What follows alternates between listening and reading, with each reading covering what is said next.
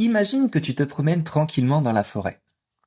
Tu t'aperçois qu'il ne s'agit pas d'une forêt comme les autres.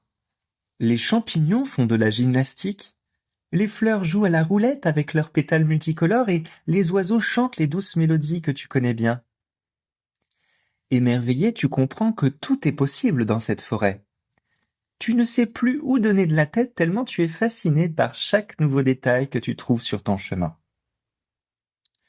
Soudain, un écureuil à pois jaunes saute sur ton épaule et te guide près d'un étang.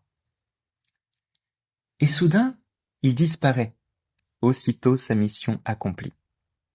C'est alors que tu entends un plouf dans l'eau. En te rapprochant de l'étang, tu t'aperçois qu'il s'agit d'un petit poisson bleu qui sautille.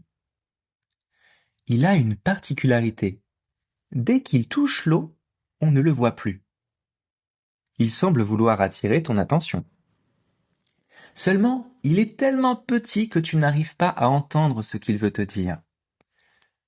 Tu te rapproches alors un petit peu plus de lui et tâches de te concentrer sur le son de sa voix. Une fois que tu es arrivé à te couper des autres bruits émanant de la forêt, tu comprends enfin ce que veut te dire le poisson. Celui-ci souhaiterait que tu l'aides à retourner à la mer. Mais s'il venait à tomber du récipient dans lequel il serait placé, il se fondrait dans la nature et tu ne pourrais plus le retrouver. Cette mission implique d'éliminer toute source de distraction qui pourrait apparaître sur ton chemin, avait conseillé le petit poisson bleu. Tu aides naturellement ton nouvel ami et décides de le transporter en joignant les paumes de ta main. Tout à coup, le poisson change d'apparence et prend la couleur de ta peau. Il devient difficile de le distinguer, mais tu restes malgré tout confiant. L'ambiance dégagée par cette forêt magique te permet d'être détendu et d'accomplir ta mission sérieusement. Un étrange tigre aux plumes violacées croise ton chemin, mais tu ne t'attardes pas à le regarder. Tu ne dois pas être distrait, sinon tu risquerais de faire tomber le poisson. Puis, un perroquet portant une casquette semble vouloir te détourner de ton chemin en appelant ton prénom. Par réflexe, tu jettes un bref regard, mais tu ne tombes pas dans son piège. Tu pourras revenir le voir plus tard.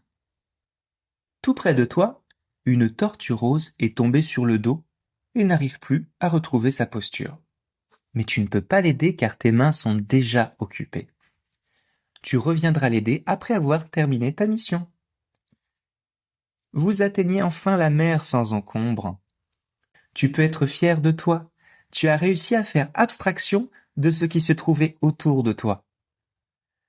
Heureux d'avoir retrouvé la mer, le poisson bleu te remercie et te félicite pour tes efforts.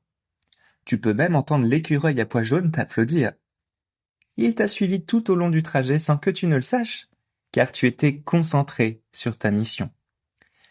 Tu es maintenant doté de tous les atouts pour arriver à te concentrer, quelle que soit la situation.